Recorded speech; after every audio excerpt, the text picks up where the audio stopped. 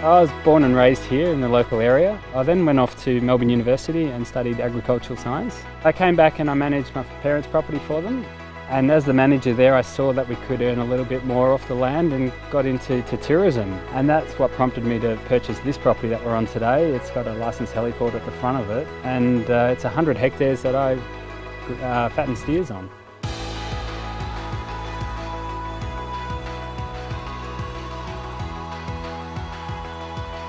Most of the stock for sale around this area is Angus, and I've had some good results with Angus. I've had other breeds, but I've got the best results out of the Angus, and I stick with Angus because they seem to produce the goods.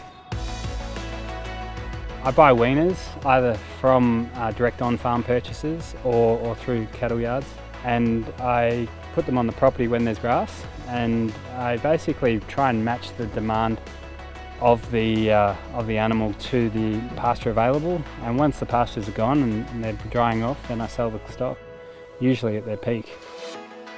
So what Richard's doing really well is with rotationally grazing, he's able to capture the high quality growth and keep those plants in growth phase 2, and that also works to kind of extend his growing period out into those sort of summer months as well. So I rotationally graze the stock around the property. There's 10 paddocks on it. Normally I've got the stock contained into one mob and I rotate them around the property in a cell grazing or pro-grazing fashion. I wait for the pastures to be properly eaten before I move them into the next one. As we go through the spring, the pastures grow faster. I generally don't speed up the rotation, trying to keep the pasture growth into the summer growing as long as possible, keeping the season as long as possible. And ultimately reaping the benefits on the stock when they're ready for sale in February, when there's not much else on the market. We're lucky to do that down here.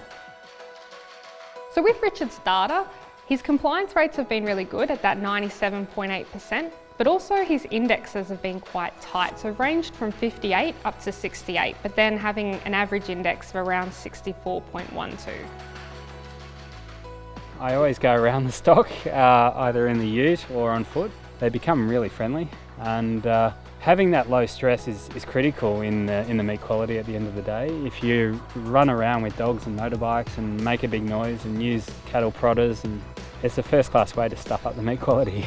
So we try as gently as possible to get them on the truck. I only use one cartage contractor as well to move the stock because he's very good, and I think that pays dividends when it gets to the suppliers at the other end. They see that in the meat quality. I learnt a lot from my father, and I continue to learn. It's putting that finishing touch on the animal. That's always the difficult part, and there's been on rare occasion that I haven't been able to achieve that, and I know it, and I see the results of that too. But mostly we've learned to get it right.